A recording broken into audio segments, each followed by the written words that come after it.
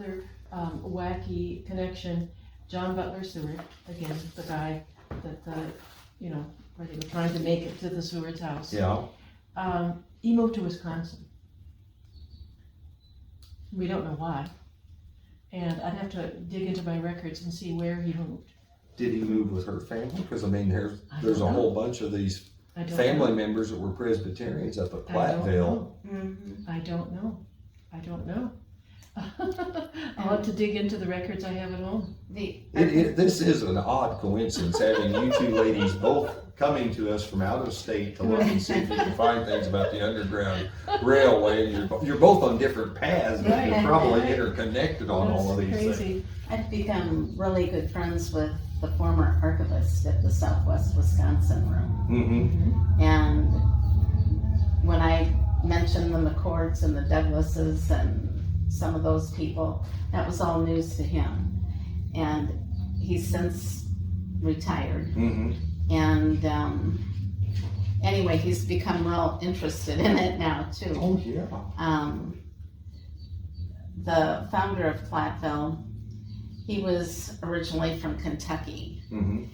And lead mining was the big draw to that area. How far are you from Galena? 30 miles. Oh, so you're that close to Galena. I was going to say Galena, that's what it was lead Yeah. mining.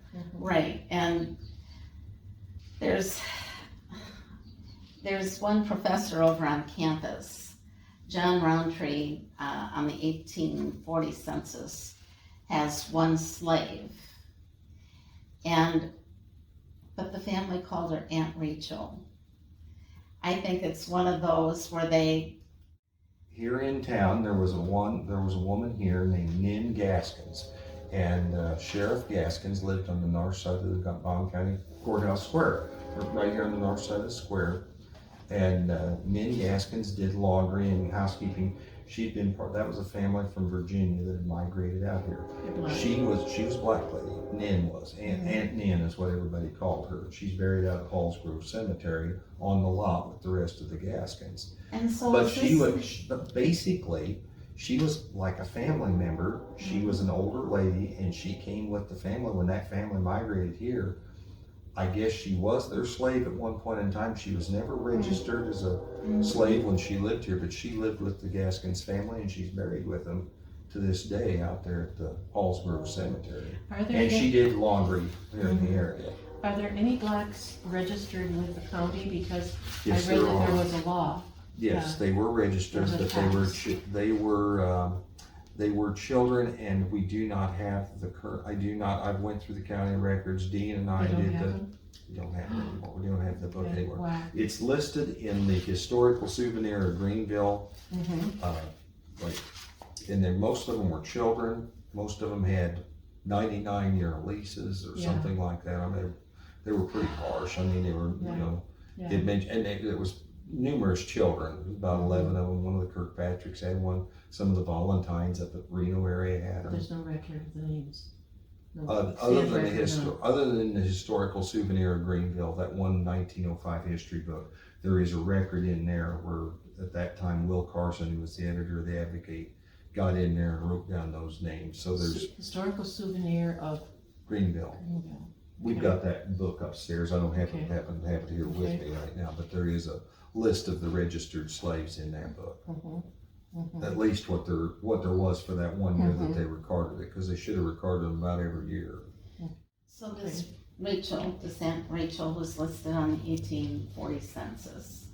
And there were mistakes made on that 1840 census because there was another family that owned slaves in Platteville, and that census shows that those slaves were free, but they were not. There was an actual court case that involved a Methodist minister who was insisting that the slaves belonged to his wife and whatnot. It was quite a lengthy trial. But this Rachel shows up on the 1840 census as a slave. And anyway, she ends up dying. She's on the 1850 census. We figure she died in about 1854. but it's like there's nothing that tells us where she came from. John Roundtree is the name of Platteville's founder. Mm-hmm. He was married to Mary Grace Mitchell. Her father was a Revolutionary War veteran. He freed his slaves out in Virginia in 1792. And he gave them each some money and some land when he freed them, except for those who wanted to come with him. But they were free. And so he ends up moving to Galena, where John Roundtree meets his daughter. They marry and they move to Plateau. And they're living with, There like, was a number of slaves held up in Joe Davies County, up Yeah. around Galena. There was Yeah. a lot. mm. There was a lot of slavery. I probably have a note on Well, that. John Roundtree actually bought 2 slaves in 1832. It was Maria and Felix. Mhm. Where was he living then? He was living in Platteville, but he Bought had, 2 slaves? he did, but this is what we think happened. I mean, Platteville was very, very young then. I mean, he didn't go there until 1827. Mhm. And that was the same year he marries Mary Grace. Well, they're living in Platteville. They have, the census shows 35 people living with them. She's cooking and cleaning and doing laundry for all these people, and she's having babies. There aren't many women there. What women are there are married to other men. Mhm. We think he did that to get her help. Her father was a Methodist minister, and he tells us in his autobiography that he preached habitually against slavery. They started the First Methodist Church in Platteville. Mhm. It just, none of it makes any sense. Mhm. Mhm. And nobody knows what happened to Marie and Felix. They were with them only a short period of time. Mhm. Mm. But there's this one professor over on campus, he's a history professor, has never turned one page in that Southwest Wisconsin room to do his own research. But he gets up in front of people. Now, the Roundtree plot up at Hillside Cemetery has about 30 burials in it, and there's a chain around this family plot. And Rachel, Aunt Rachel, is buried up there in the Mitchell row. We think she came with the Mitchells, and she was kind of given or asked to help the Roundtree family and raise those children. I found an entry in one of the Methodist church books that said that Aunt Rachel was nursemaid to the Roundtree children. Yeah. That was her role. Here is this. Here is the. These are the registered slaves Oh, right okay, great. there. I just happened to think about that. I knew I had copies of Mr. Nolan's Roundtree, papers. how do you spell Roundtree? Rountree. Hiram Roundtree Yeah, from Hiram Montgomery County. Roundtree. Is it the same family? His You're talking brother, about- his brother's name was, I want to say Randolph or something. It could be. Well, I don't- Hiram Roundtree was a founder of, Hiram Roundtree is one of the founders of Montgomery County. right, He came with he was one of the Hill descendants. I do stories about them too. yeah, The hills that came Oh, that right, and settled over there's around not a them. story, there's not an article about him here, but he's a pivotal person He in came from Mammoth Cave, Kentucky. Mammoth Cave, Kentucky. Yeah, Mammoth Cave area in Kentucky. Must be a coincidence, but Yeah, we just were at his grave in Hillsborough, mm-hmm. and he was massively influential Oh, in, yeah. in the founding of Hillsborough and Montgomery County. Yeah, that's crazy. Yeah. Tell me the first names of Roundtree. John John, Roundtree, okay, and his father-in-law was Samuel Mitchell. okay, John Roundtree. And that's the family that bought the slaves? John Roundtree? Yes, John Hawkins Roundtree, Mhm. yeah.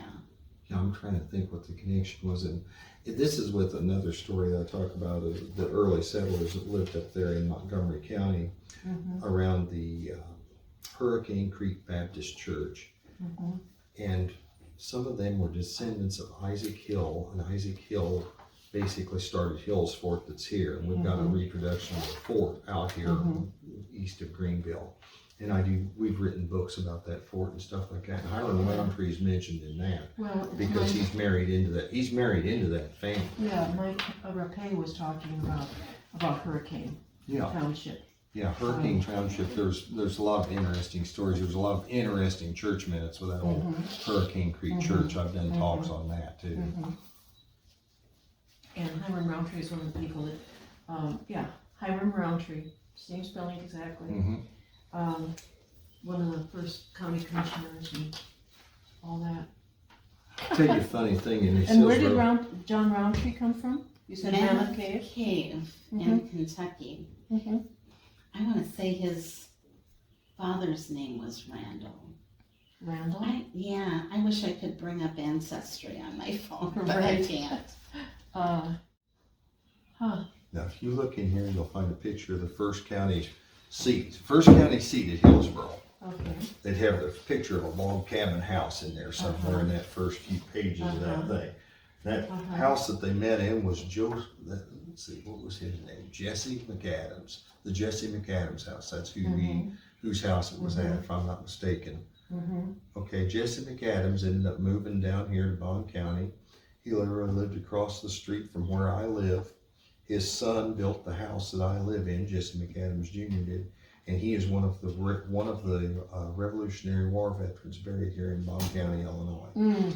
He came out here and lived in Hillsboro first, up in Montgomery County. Some of his kids ended up living down here, and he came down here and lived with them the last years of his life. But he's one of our.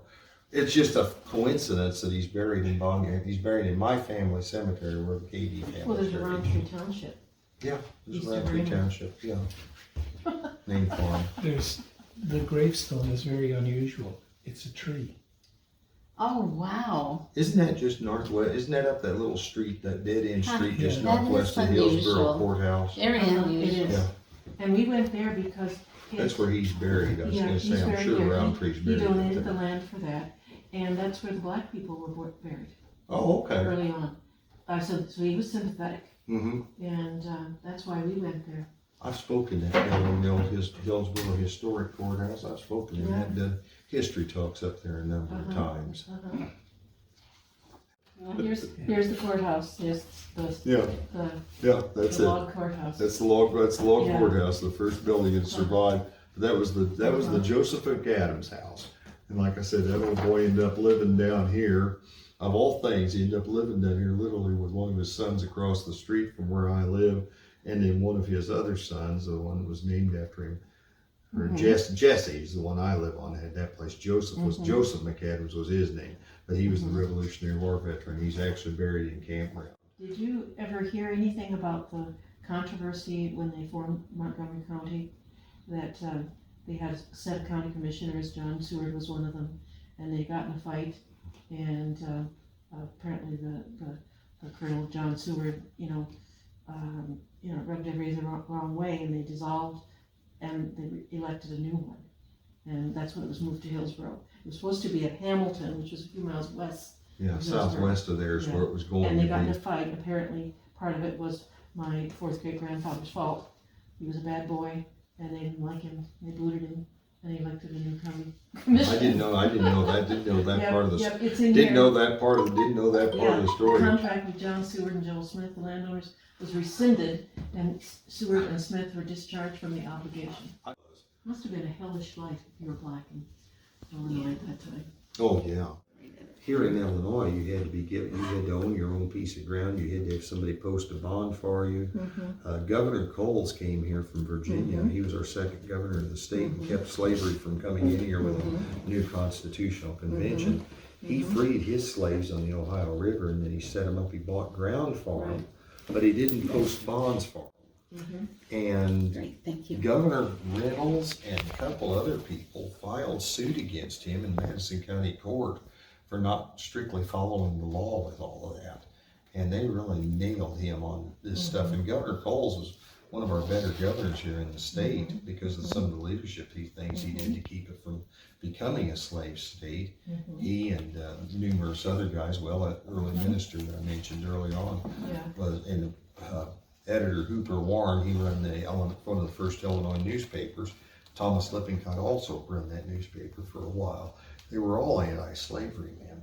But Governor Coles was instrumental in keeping this a free state here from becoming a slave state, to tell you the truth. Well, they basically run him off. He left here after his term in office and left Illinois, died out east. This is a plaque that we gave to the Reno Bethel Presbyterian Church several years, this is probably 20 years ago. One of our programs that we do here for the Historical Society, this was done in 2000, so it's 25 years we've been doing it.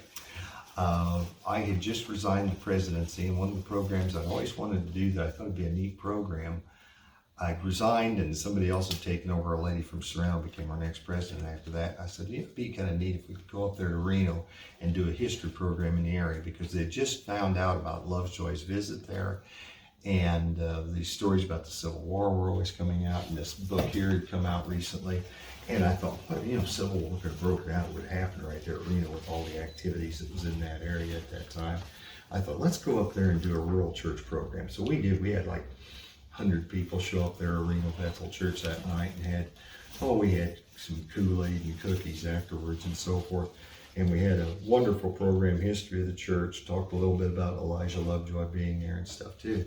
And it became an annual tradition. So every fall, in the fall of the year, we go to one of our rural churches, and we have the ladies of the church get together, and we'll do a potluck dinner. All the members bring in a covered dish, and the ladies usually provide the meat and the drinks, because they all do it for funeral dinners. They practice doing it. They know what they want to do and how they want to do it. So we go around and do that every year. But we started at Reno Bethel. That was the first one we ever did it at. And just had a really neat program. History of the town, history of the community, history of the church that night. And this is the copy of the plaque that we gave him with Reverend Lovejoy. We found a silhouette of him and hung that up there in the old church. Because it's kind of cool, having one of the most vocal opponents against slavery, died giving his life for the freedom of the press, and he was out here preaching in one of our local churches beforehand. It's no surprise that the members of that church congregation there were active in helping the Underground Railway. They were hearing it literally from the heart of that man, and then all knew who he was whenever that happened in 1837. And that's the same way with this lady, this Nin Gaskins, that did the laundry and stuff. She was always known as part of a member of the Gaskins family. She came here from Virginia with him. She was never registered like these children were that you made the picture of here and those things, but she was just part of their family that came here. Now, there was another lady here that did laundry for people, and they called her Aunt Fanny, and she came here. She had a couple children, I think Stephen and Charity were their names, and they kidnapped those children a couple times. It wasn't until after the Civil War. There was two different, there was a group of roughs got together to try and kidnap her and those children. I think she went to church one Sunday, and I think somebody came and got the children, and then a group of families from Bond County followed them and caught up with them down there, St. Jacob, and brought them back. And then about 2-3 weeks later, they captured them again, run off and took them, and they never were seen again. It wasn't until after the Civil War, I think the daughter got back here or something, if I'm not mistaken, and the son had ended up living in Texas or something like that. But yeah, like I say, Illinois was not friendly to the slaves. There were some black communities in our midst, and there was a couple little black communities here in Bond County. We were never in Greenville what's called a 5 o'clock town, and yet that did happen quite often, like Pinckneyville was, Highland was, Breeze was. Payne, Illinois was. Illinois was another one. There was Greenville never was. We always had a small community of black families that lived here, that always lived here. Lebanon, Illinois has the same thing. There's several towns around here that are like that. Trenton has had some black families at it. That, like I say, there's just several communities that have black families that live there, and our community was always a little more open to that. Plus, we had the college here. I think there was always strangers coming and going because of the college. That helped a little bit too, but it actually made a difference here. A number of years ago, they were getting ready to build this Molinaro plant out here that does fajitas and corn tortillas and chips and stuff like that out here at this place.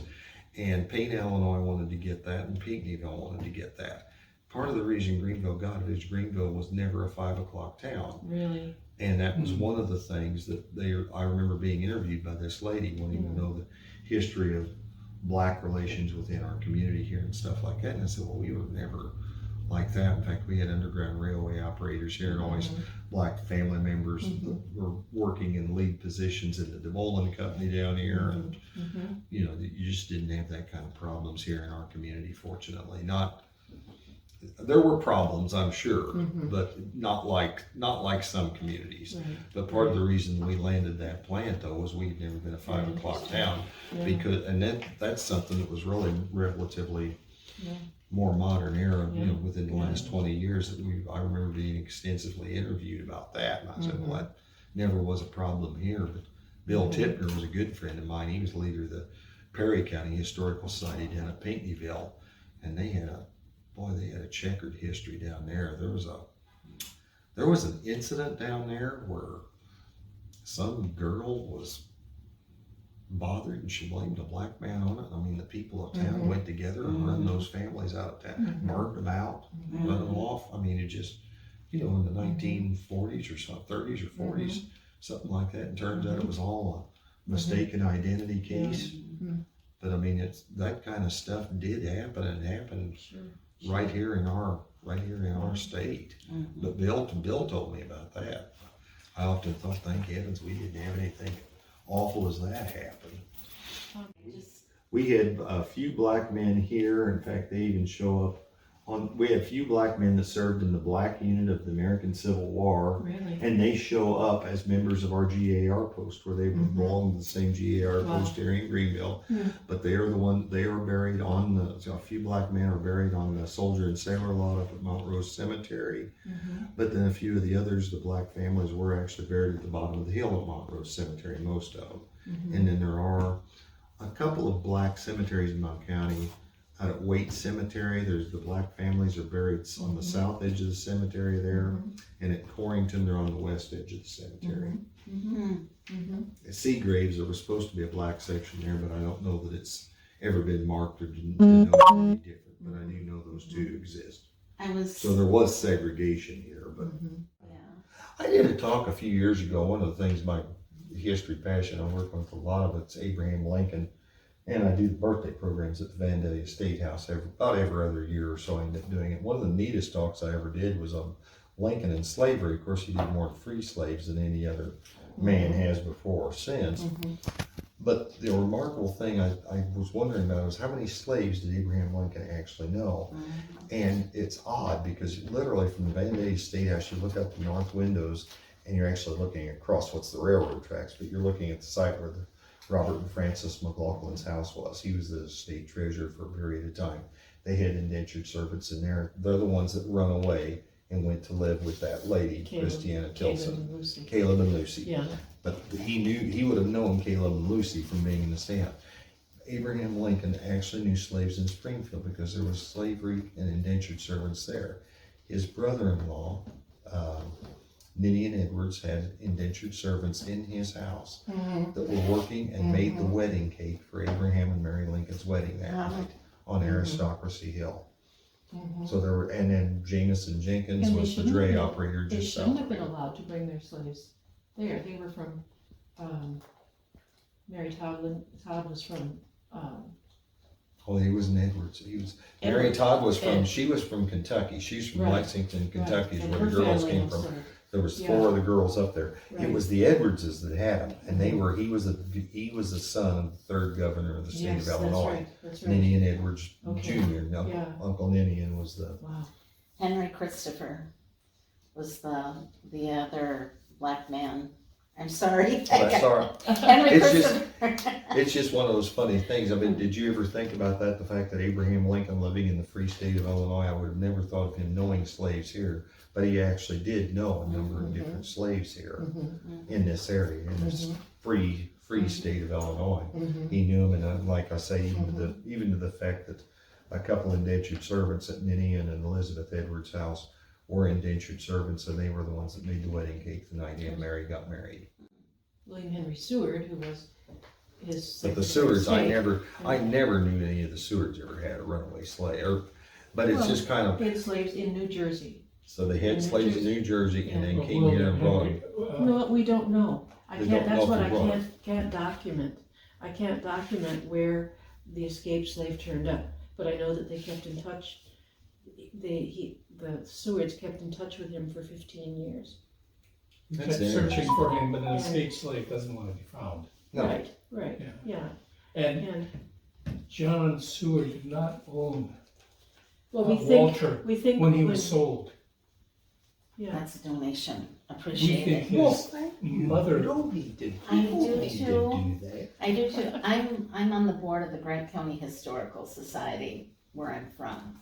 And we appreciate donations, so Well, Thank you. Thank you very Yeah. much. We certainly Appreciate appreciate it. it. We'll put it in the coffers here. And I hope you ladies both found something you could make use of this evening. Hope Becky found a couple did. stories. Did you find a couple stories here that you think you can make use of for the next quarterly? it was nice to meet you all. nice to meet you. Good luck to you. Thank you, you too. My husband's out front. Oh, you should have brought him in. Well, we got a little dog. So he's spending his time, quality time. So he's with out the there. dog. Well, I was gonna say you should Well, have he brought the went dog in too. I love dogs.